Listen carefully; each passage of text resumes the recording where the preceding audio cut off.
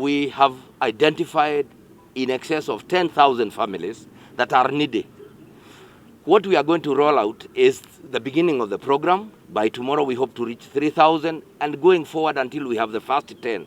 And this is something that has to be repeated almost every 2 weeks because people will need to continue eating.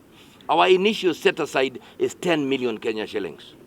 That is now being boosted by what is being given by our partners. So that is the kind of money we are talking about, and that is in the budget that is ending June 30th. We have more going ahead in the next budget.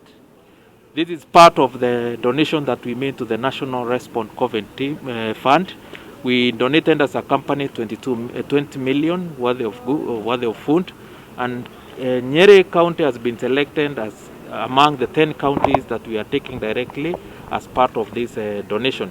We brought here today, Your Excellency, 13 tons of maize meal, that is 550 bills, worthy 780,000, and we are donating through the office of the governor because we believe that they have their system, they have been able to identify those people who really require this need this help at this time of time.